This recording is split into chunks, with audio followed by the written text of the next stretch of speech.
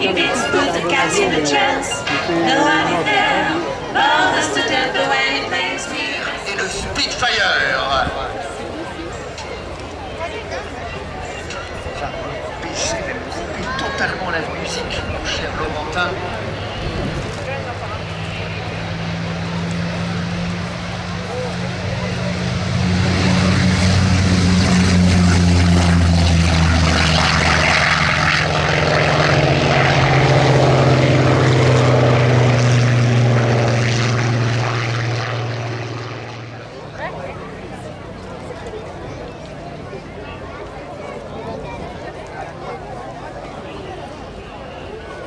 Alors que la patrouille commence à dégauchir. Dégauchir en aviation, ça veut dire qu'on remet les ailes à plat après avoir effectué un virage. Au début de l'aviation, on n'avait pas encore inventé les ailerons. Alors on vrillait les ailes et on disait on gauchit ou on dégauchit. Mesdames, mesdemoiselles, messieurs, à l'arrivée sur votre droite, non pas un Corsair, non pas un Spitfire, mais un Corsair, un Spitfire, encadrant sa majesté, le Rafale. 80 ans d'aviation militaire de chasse vont maintenant survoler dans le ciel de Cambrai. Et je vous laisse admirer la musique de ces machines exceptionnelles.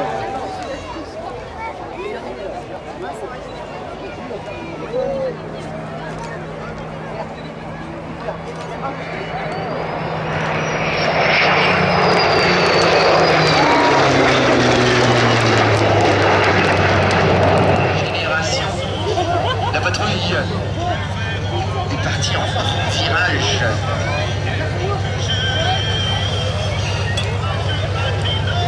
Il va revenir dans quelques secondes. Allez, on va s'enlacer, on va les regarder revenir.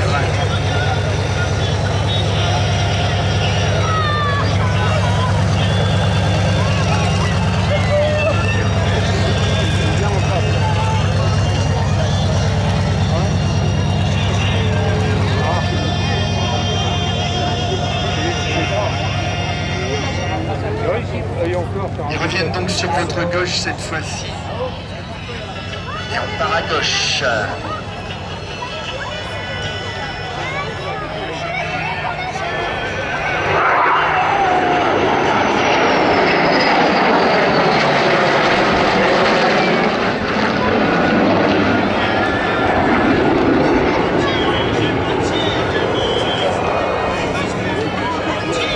Allez, on serre le virage, on va se présenter face à nous dans quelques instants. On va écarter légèrement la formation.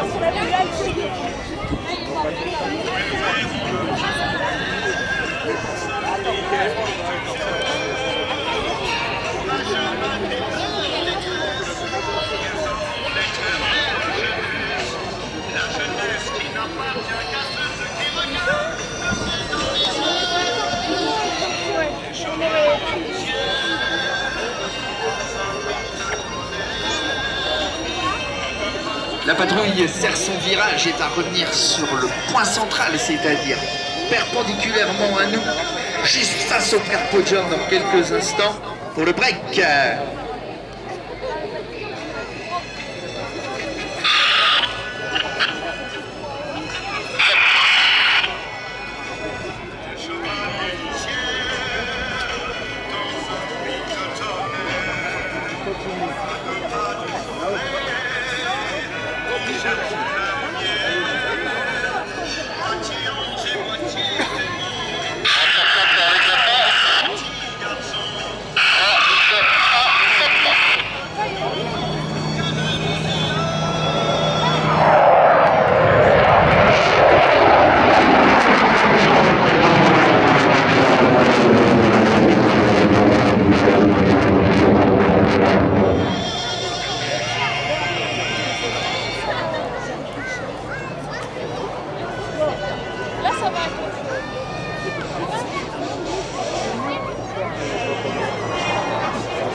Allez, une passe de strafing entre un Rafale et un Spitfire.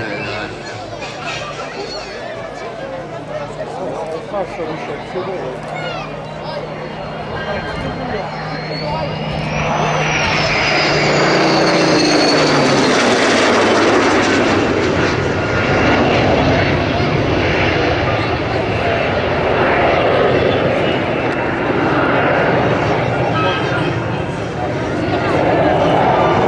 Les Spitfire fusaient la nuit.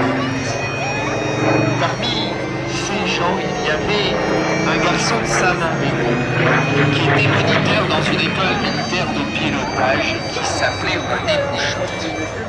En français, j'ai entendu qu'un monsieur m'a dit de venir ici, chez vous, chez les Anglais, pour continuer le combat, pour continuer de défendre l'honneur de la France.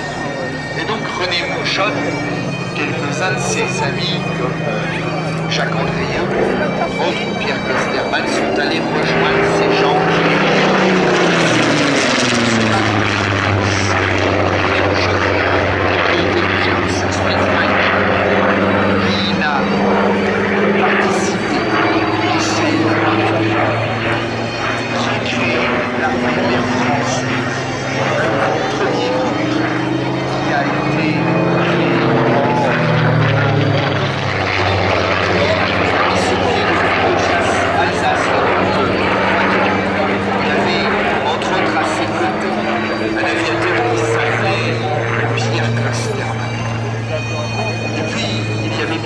des pilotes français. Il y avait, bien évidemment, vous l'avez compris, des pilotes.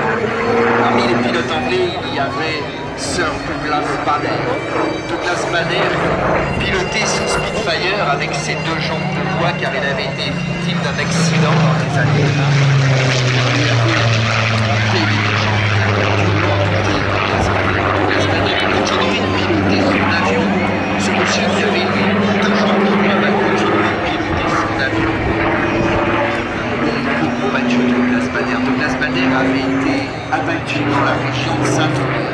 Il avait été contraint de sauter en parachute.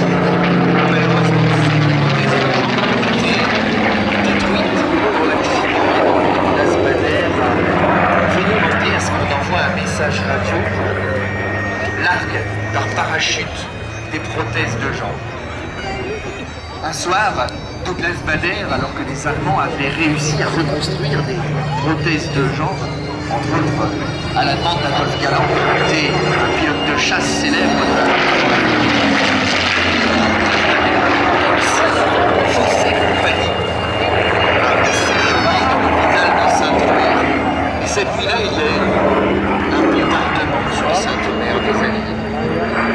Pendant ce bombardement, les Alliés en ont profité juste après avoir lancé la dernière bombe. Ils ont largué par parachute les jambes artificielles de gaz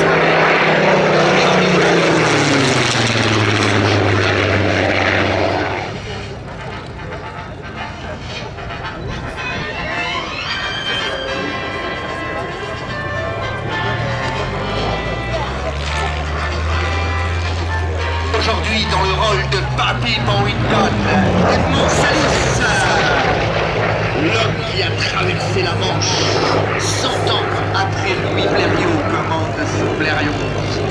Son grand-père l'avait fait pour les 50 ans, son père pour les 75 ans, et c'était lui, des 4 frères Salis, qui a eu la chance de faire ce vol exceptionnel.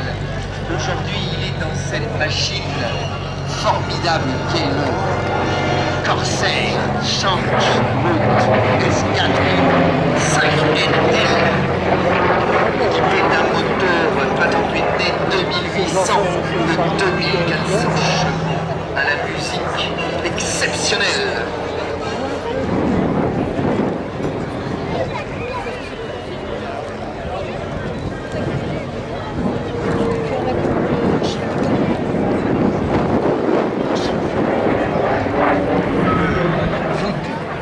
Pour être un avion des Marines, pourtant au début, fabriqué par Grumman, comme vous le savez. Et quand ils l'ont vu en vol, quand ils ont vu les performances de cette machine et quand ils ont vu surtout que le train d'atterrissage était malgré tout suffisamment solide pour subir ce crash contrôlé qui est un avantage, ils l'ont très vite remplacé en carrière exceptionnelle. C'est pour ça qu'on va mettre un train d'atterrissage alors que les vols maintiennent en état de vol ces machines.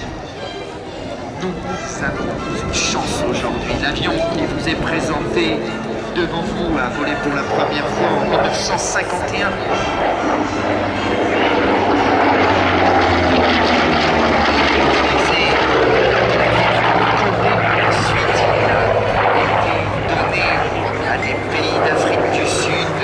Et en 1979, il est resté en état de vol chez les collectionneurs américains. Et c'est en 1986 que Jean Salis, le papa d'Edmond, l'a acheté pour le ramener à la Ferté-Alais.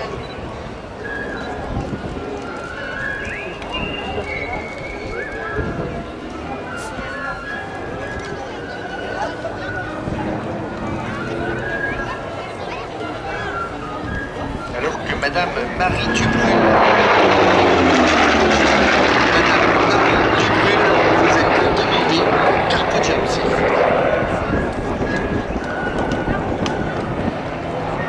Et oui, pour la rivière Kwai, c'est quand même là-bas qu'il a volé le corsaire dans toutes ces îles du Pacifique.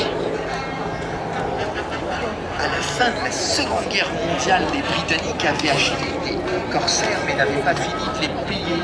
Quand ils ont voulu les rendre à l'US Navy a dit vous n'avez qu'à les passer par-dessus bord de vos bateaux.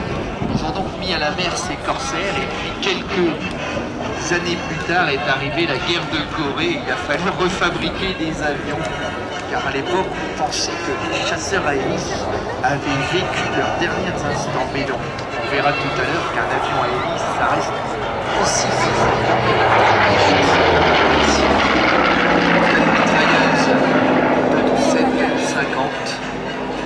Puissance de feu considérable.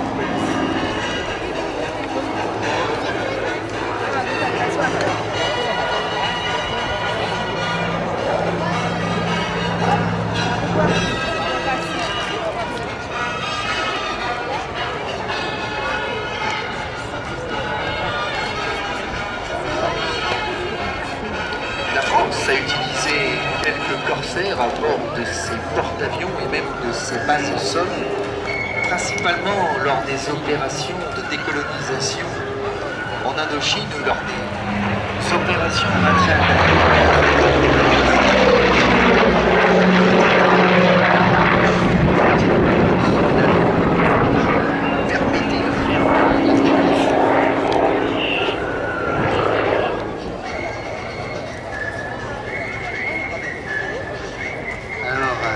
maintenant, quand je regarde le programme et que je le fais correspondre, je dis qu'on va partir dans une toute autre aventure. Ah ben non, il nous fait un dernier pas demandé. Ah, bien sûr.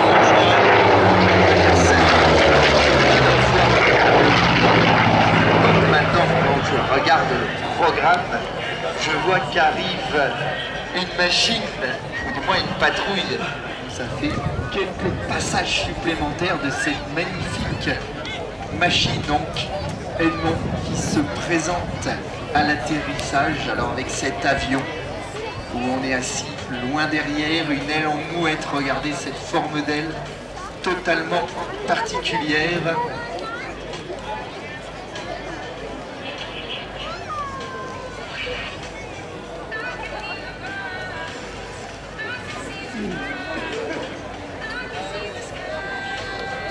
Voilà, très bel atterrissage d'Edmond Salis dans son corsaire. Magnifique machine, très